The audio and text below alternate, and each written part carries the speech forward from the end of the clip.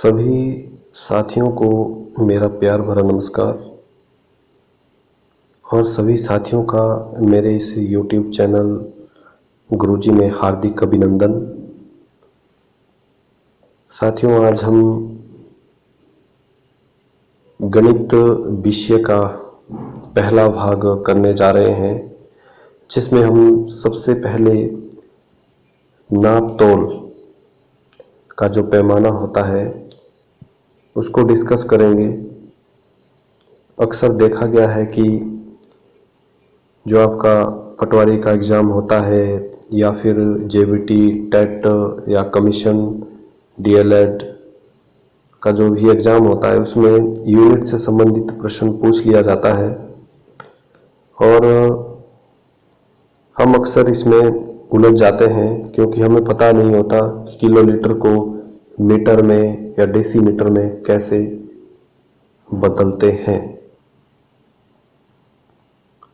तो दोस्तों, आज हम यूनिट से संबंधित पैमाने पर चर्चा करेंगे। तो शुरू करते हैं यह भाग। साथियों, जो आपकी यूनिट्स है उसको हमने 3 भागों में डिवाइड किया है: लेंथ, वेट और वॉल्यूम। जो आपकी लेंथ है इसमें हम दूरी को नापते हैं। जो आपका वेट है इसमें हम भार को नापते हैं। और जो आपका वॉल्यूम है इसमें हम जो द्रव वस्तुएं हैं जैसे दूध है, तेल है, पेट्रोल है, डीजल है इत्यादि जो भी द्रव पदार्थ होते हैं उनको नापते हैं। तो दोस्तों, इसके लिए सबसे पहले मैं आपको ट्रिक बाद में समझाऊंगा, लेकिन उससे पहले मैं आपको 2 रूल बताना चाहूँगा जो आपने अभी ध्यान रखने हैं, और जब हम आगे उसको करेंगे तो आपको फिर ये रूल आसानी देंगे। सबसे पहले, बड़े से छोटे मान की तरफ जाने पर 10 से गुना करते हैं। जो बड़ा मान है उससे जब हम छोटे मान की तरफ जाएंगे तो हम 10 से गुना करेंगे। उसके बाद जो दूसरा रूल है, छोटे से बड़े मान की तरफ जाने पर 10 से भाग करते हैं। यानी कि छोटे मान से अगर हमने बड़े मान की तरफ जाना है तो हमें क्या करना पड़ेगा? 10 से भाग। दोस्तों, सबसे पहले बात करते हैं लेंथ, लंबाई की। लंबाई को दोस्तों हम किलोमीटर, मीटर, सेंटीमीटर, मिलीमीटर इत्यादि में नापते हैं। लेकिन इसको अगर बदलना हो, किलोमीटर को मीटर में, डेसीमीटर में, हेक्टोमीटर में बदलना हो तो हम किस प्रकार से बदलेंगे, यह आज हम डिस्कस करेंगे। साथियों, सबसे पहले जो लंबाई की सबसे बड़ी इकाई होती है किलोमीटर। किलोमीटर सबसे बड़ी इकाई होती है। उसके बाद हेक्टोमीटर, उसके बाद डेकोमीटर, उसके बाद मीटर, उसके बाद डेसीमीटर, उसके बाद सेंटीमीटर और उसके बाद मिलीमीटर। अगर हम बात करें लंबाई की सबसे छोटी इकाई की तो वह मिलीमीटर होती है। यानी कि लंबाई की सबसे बड़ी इकाई जो होती है वह किलोमीटर होती है, वह सबसे छोटी जो इकाई है वह मिलीमीटर होती है। अब दोस्तों, मैंने ऊपर आपको एक रूल समझाया था कि अगर बड़े मान से छोटे मान की तरफ जाना है तो हमें क्या करना है? 10 से गुना। अब बात करते हैं, बड़ा मान कौन सा होता है? किलोमीटर। और छोटा कौन सा होता है? मिलीमीटर की तरफ जब हम जाते हैं, किलोमीटर से मिलीमीटर की तरफ हम जब जाते हैं। दोस्तों, यहाँ बात करते हैं किलोमीटर से अगर हमने हेक्टोमीटर जाना है, किलोमीटर से हेक्टोमीटर में जाना है। अगर हम सीधा सा प्रश्न पूछ लें कि 1 किलोमीटर में कितने हेक्टोमीटर होते हैं, तो दोस्तों जब हम किलोमीटर से हेक्टोमीटर में जाएंगे तो क्या होगा? 10 से गुना। हर एक स्टेप पे हम क्या करते रहेंगे, 10 से गुना करते रहेंगे। हर एक स्टेप पे हम क्या करेंगे, 10 से गुना। अब हम जब किलोमीटर से हेक्टोमीटर में जा रहे हैं तो हम क्या करेंगे, 10 से गुना।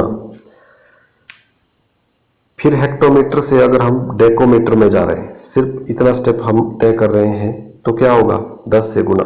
यानी कि एक हेक्टोमीटर में कितने डेकोमीटर होंगे, 10 डेकोमीटर। लेकिन अगर हम दो स्टेप, एक स्टेप छोड़कर दूसरे स्टेप पे जाएं, सीधी बात कर लें कि 1 किलोमीटर में कितने डेकोमीटर होते हैं, 1 किलोमीटर में कितने डेकोमीटर होते हैं। तो दोस्तों, किलोमीटर से हेक्टोमीटर में जाने के लिए हमने 10 से गुना किया, हेक्टोमीटर से डेकोमीटर में जाने के लिए फिर से 10 से गुना किया, यानी कि 10 दाएं 100, यानी कि 1 किलोमीटर में 100 डेकोमीटर होते हैं। अब बात करते हैं मीटर की। किलोमीटर से अगर हमने मीटर में जाना है, किलोमीटर से अगर हमने इतना रास्ता तय करना है तो कितने स्टेप तय किए हमने, किलोमीटर से हेक्टोमीटर 10 का स्टेप तय किया, हेक्टोमीटर से डेकोमीटर 10 का, 10 दाएं 100, डेकोमीटर से मीटर में गए, फिर 10 का स्टेप तय किया, यानी कि 10 दाएं 100 दाएं 1000। 1 किलोमीटर में 1000 मीटर होते हैं। तो दोस्तों, इसी तरह से अगर हम किलोमीटर से डेसीमीटर में जाएं, किलोमीटर से डेसीमीटर में, तो 1 किलोमीटर में 10,000 डेसीमीटर होते हैं, 10,000 डेसीमीटर। ये तो बात हो गई बड़े मान से छोटे मान की तरफ जाने की। अब बात करते हैं छोटे मान से बड़े मान की तरफ आने में। दोस्तों, मिलीमीटर, मिलीमीटर से अगर सेंटीमीटर में जाना है, मिलीमीटर से सेंटीमीटर में जाना है, तो हमें क्या करना पड़ेगा, 10 से भाग, 10 से भाग। मान लो प्रश्न पूछ लिया जाता है कि 1 millimetre, 1 mm is equal to कितने सेंटीमीटर के बराबर होगा। तो क्या करेंगे, 1 mm बराबर होगा, एक जितने स्टेप आप गए हैं मिलीमीटर से सेंटीमीटर में गए हैं, कितने सेंटीमीटर होगा, मिलीमीटर से सेंटीमीटर, छोटे मान से बड़े मान की तरफ जाएंगे, क्या होगा, भाग। किससे, एक स्टेप गए हैं तो 10 से भाग, क्या आ जाएगा, 0.1 सेंटीमीटर, सेंटीमीटर। ठीक है दोस्तों, अब बात करते हैं नेक्स्ट स्टेप की। मान लो आपसे प्रश्न पूछ लिया जाए, 1 मीटर में कितने किलोमीटर होते हैं, ये प्रश्न आपसे पूछ लिया जाए। दोस्तों, सबसे पहले क्या करना है, हमने देखना है कि मीटर से किलोमीटर तक जाने में कितने स्टेप तय करने पड़ेंगे, एक स्टेप, दूसरा स्टेप और तीसरा स्टेप। 10 और 10 100 दाएं 1000, यानी कि 1 मीटर में किलोमीटर होंगे 1/1000, क्या हो जाएगा, 0.001 किलोमीटर। तो दोस्तों, बहुत ही आसान है, सिर्फ आपको एक चीज ध्यान रखनी है कि बड़े मान से जब छोटे मान की तरफ, बड़े मान से छोटे मान की तरफ जब आप जाओगे तो 10 से गुना करना है, और जब छोटे मान से बड़े मान की तरफ जाओगे तो 10 से भाग करते हैं। उसके बाद एक ट्रिक के माध्यम से हम इनको याद रखेंगे, kilometre, hectometre, decametre, metre, decimetre, centimetre और मिलीमीटर। ये रही दोस्तों ट्रिक जो आपके सामने है।